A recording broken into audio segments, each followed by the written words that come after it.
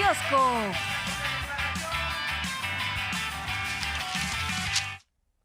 Muchas gracias por continuar con nosotros. Ya les adelantaba, son 5 las reformas que, de acuerdo a los cálculos políticos del presidente López Obrador, podrían quedar ya aprobadas en el mes de septiembre.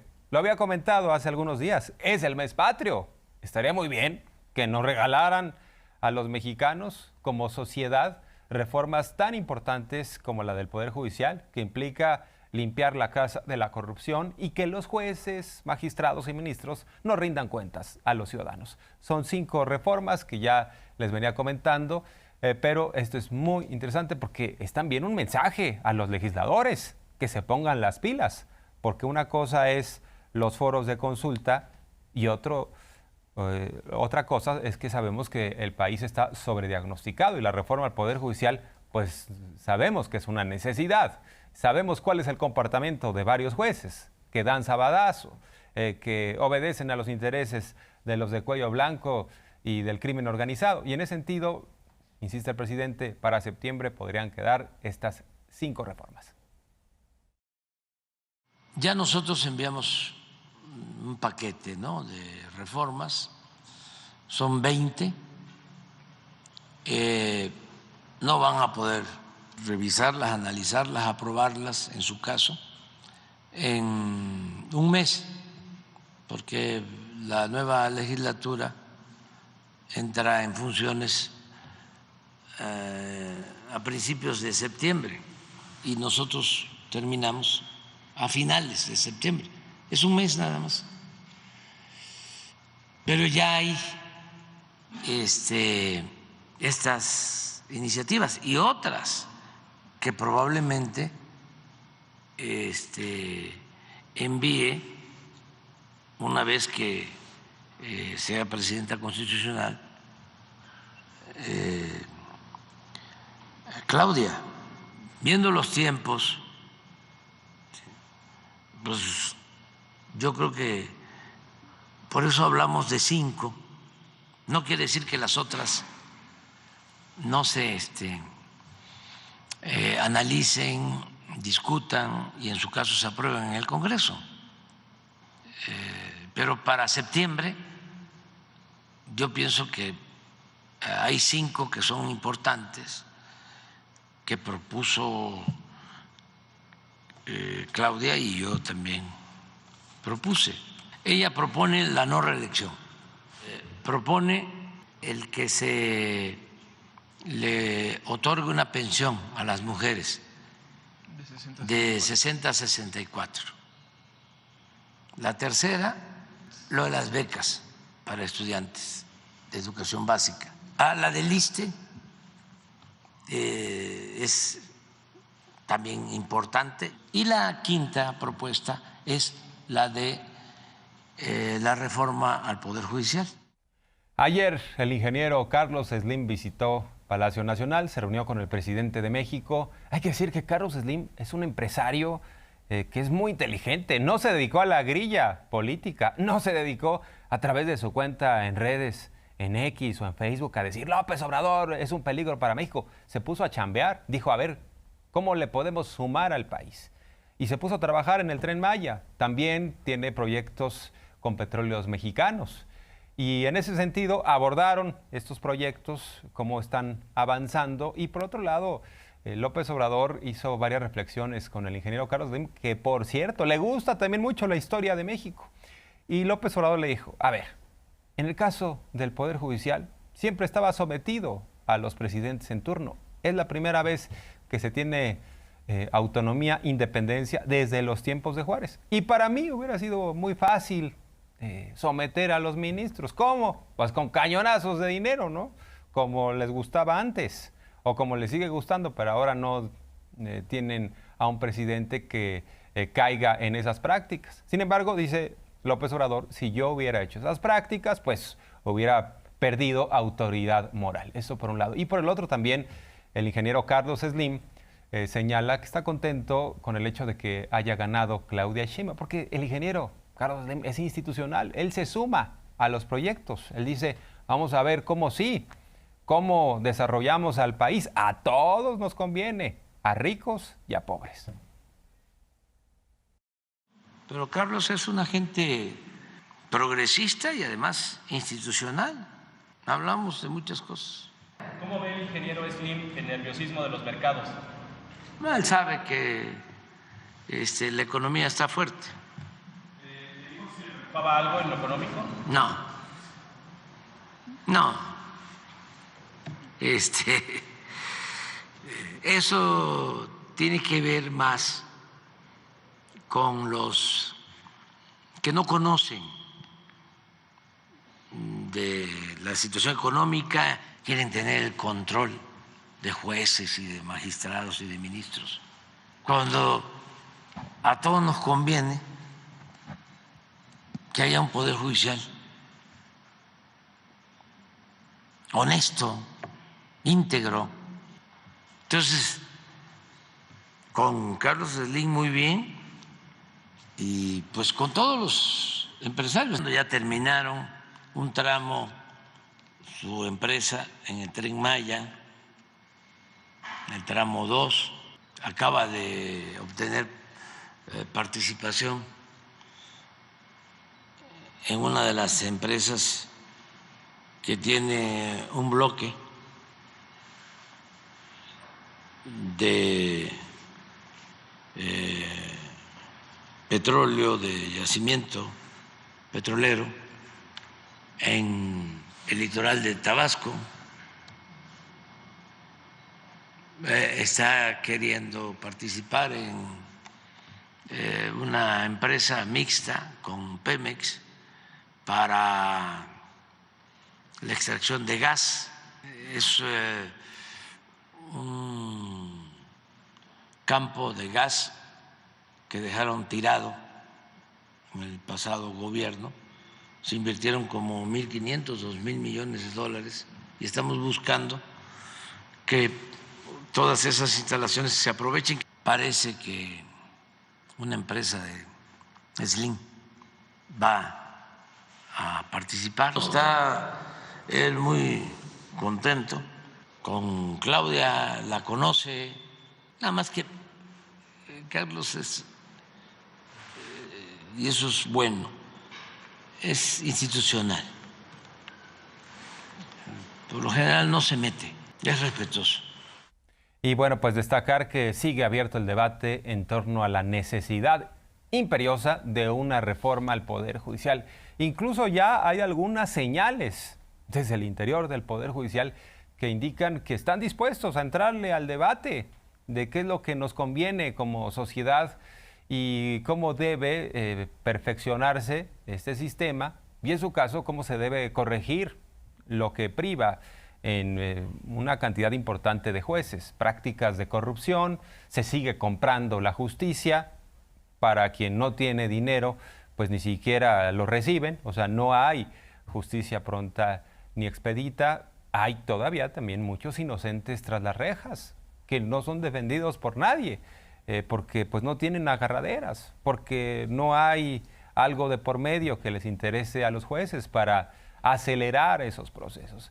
A ver, la jornada en primera plana plantea esto a propósito de la reforma al Poder Judicial y es importante, acepta la Corte que es perfectible el Poder Judicial, junto con la Judicatura se abre a dialogar sobre la reforma, cambios pero con sentido de realidad piden los ministros, nada avala que el nuevo esquema sea idóneo, es lo que plantea el presidente López Obrador. Pero bueno, hoy insiste en que es una reforma que invita también a los propios jueces, magistrados y ministros a participar en este proceso electoral, que ellos podrían someterse a las urnas y que sea la ciudadanía la que tenga el control, el poder sobre los jueces. No que la oligarquía, no que los traficantes de influencias sigan mandando sobre quienes imparten la justicia. Y por eso el presidente no quita el dedo del renglón.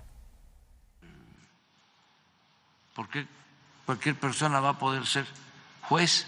No, si no es cualquier persona. Tiene que ser un abogado y le va a ayudar si además de la licenciatura tiene maestría y tiene doctorado. Lo único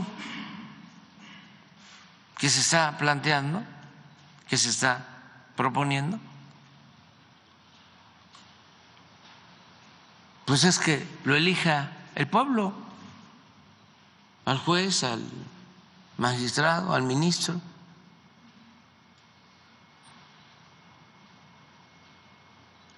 No es que puede estar el Poder Judicial controlado, pueden manipular las elecciones y pueden los delincuentes tener el control del Poder Judicial. Yo digo, ¿y qué? ¿Ahora no lo tienen? Sí, lo que queremos es quitarles a los delincuentes un poder que tiene que estar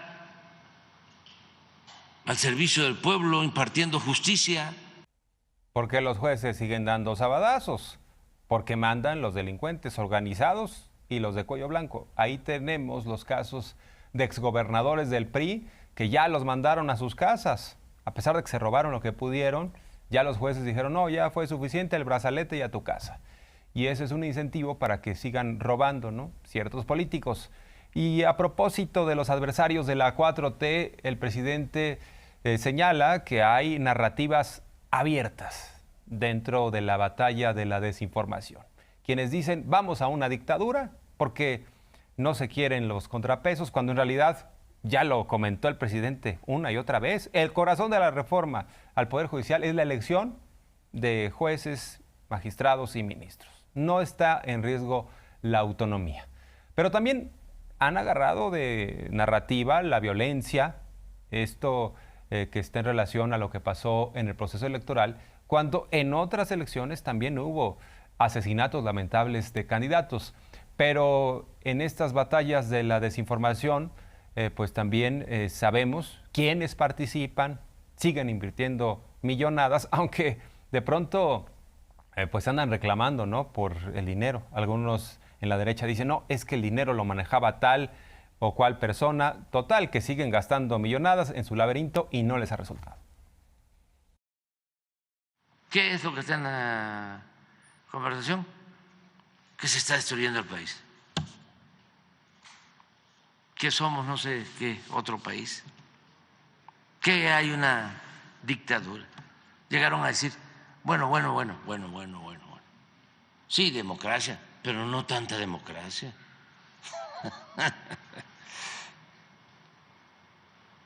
La violencia. Y hablo con gente que se supone están informados y me dice, ¿por qué hubieron 60 candidatos asesinados? Le digo, no hubieron 60, creo que fueron 6. Y fueron menos que la elección del 21, y menos que la elección del 18, y menos que la elección del 12, y menos que la elección del 6. Entonces es una desinformación. Y, a ver, ¿qué pasa con los narcos? ¿Y cuál es la relación del gobierno con los narcos? Y ahora con lo de la Suprema Corte y el Poder Judicial. Hay otra noticia falsa que sigue circulando y algunos dicen, yo la verdad sí estoy nervioso. Resulta que la 4T va a ir en contra de la propiedad privada y hay una nueva constitución que en su artículo tal indica que supuestamente si uno tiene 2 casas, una la va a tomar el Estado para entregársela a venezolanos, a cubanos. O sea, en verdad hay quienes se creen ese plato de mentiras y andan muy nerviosos. Insiste el presidente en que eso no va a pasar. Lo que pasa es que hay quienes incluso se decían ser respetables, ¿no?, incluso desde las tribunas universitarias, son profesores y sostienen que sí habrá un ataque a la propiedad privada. Bueno, está el caso del ex procurador general de la República en los tiempos de Salinas, Ignacio Morales Lechuga, quien también sostiene que supuestamente la 4T va a suprimir la propiedad privada. Esto es importante aclararlo una y otra vez. No es cierto. El caso de los que participaron en las marchas, el himno se toca. ¿Cuál fue la última?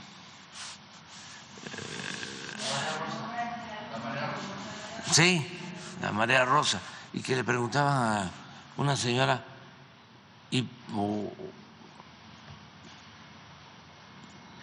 que por qué, y todavía incluso abogados, ¿no?, que por qué se oponían a la reforma del Poder Judicial. No, porque van a cambiar el artículo 137 o 139, y no hay un artículo así en la Constitución. Y van a suprimir la propiedad privada, porque van a modificar, van a reformar el artículo 137 o 140, que no existe. Son 136 artículos. Además, esto reforzado porque fue, ¿sí?, Ignacio Morales Lechuga, que hablaba de lo del Infonavit, que se iban a expropiar las casas o se iba a desaparecer la propiedad privada. Y mucha gente lo cree. Es función del gobierno informar, garantizar el derecho a la información para que la gente esté tranquila, que no se mortifique, que al contrario. Y es bastante interesante lo que ha pasado con el tema del peso en este sexenio, porque mientras estuvo apreciando durante estos años, decían los adversarios de la 4T, nada tiene que ver el presidente López Obrador. Esto se da por factores externos, casi por generación espontánea, por obra de la casualidad o de la obra y gracia del Espíritu Santo. Sin embargo, cuando se empezó a depreciar en días recientes, dijeron, es culpa de López Obrador, porque propuso la reforma al Poder Judicial. O sea, ni siquiera se ponen de acuerdo. El punto central es que el peso durante este sexenio se ha apreciado en términos reales en 8%. Eso por un lado. Y por el otro, reconocer que con los presidentes neoliberales que tanto les sangraban a algunos las manos de aplaudirles, había devaluaciones desastrosas. Todos los gobiernos han devaluado el peso, menos el nuestro. Y esto como que pasa de noche. Pero lo devaluó el licenciado Echeverría, lo devaluó el licenciado López Portillo, lo devaluó el licenciado Miguel de la Madrid, lo devaluó el licenciado Carlos Salinas de Gortari, lo devaluó Ernesto Zedillo, lo devaluó Vicente Fox, lo devaluó Felipe Calderón, lo devaluó el licenciado Peña. Y por primera vez, aún como está, resulta que se ha apreciado 8%. No solo no se ha devaluado, sino tiene 8%. Si no informamos sobre esto, da hasta pena.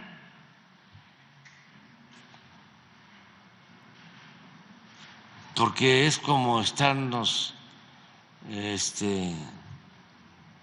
echando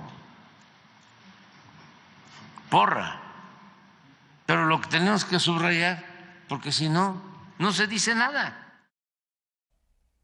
Y bueno, pues le preguntan al presidente López Obrador si él cree conveniente que Claudia Sheinbaum, como próxima presidenta, mantenga las mañaneras.